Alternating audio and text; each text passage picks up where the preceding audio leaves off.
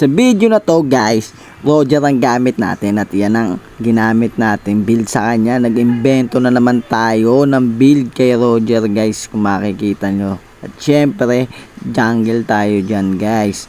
Panoodin nyo ang ating video sa mga nangyari. Let's go! At syempre guys, eto na.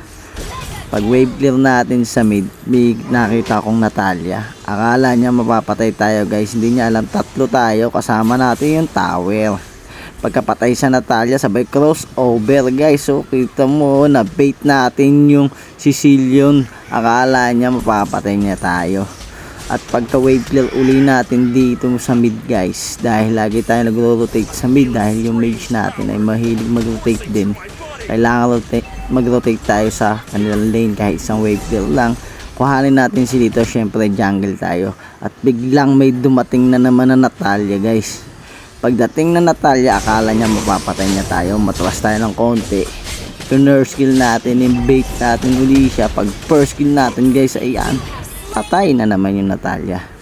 At pagdating sa turtle guys, dito mo makikita yung kalmot at tusok kung paano magsayawan guys, kung sino ba talaga ang mananaig, ang kalmot o ang tusok guys. Manoodin nyo sa replay natin. At ayan na nga guys, tinusok-tusok tayo, kinalmot-kalmot tayo, at ang nanalo ay si Odette guys. At dumating bigla si Silong at si Sicilian guys. Sabay may Natalia na naman sa likod. Akala niya makakaisa na siya sa atin guys. Nagtagulan tayo, sabay human form, sabay untog sa pader. Ayun, nabagok yung Natalia nila guys.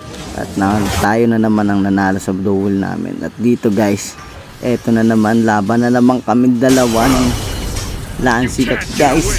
Galit na galit talaga sa akin. At pag ulti natin guys, ayun, patay. At pagdating sa top guys, napalaban na naman tayo sa Lancelot. May kasama na siya, yung carry, kaso di rin tumagal yung carry dahil may Melissa tayong kasama guys, dalawa kami. At biglang dumating yung Sicilian nila na galit na gustong manakit at napatay nila yung ating Melissa. Kaya ganti natin si Melissa natin guys.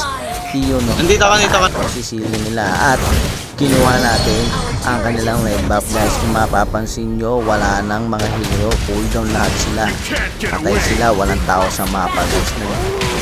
Lord tayo na biglang may lumabas na namang Natalia sa ating minimap. Kaya hinagad na naman natin at nagpunta na pala sa atin yung Natalia nila guys. At pagkakuha natin ng Lord, biglang dumating yung Silong guys. Nakaligtas na naman tayo dahil sa Melissa.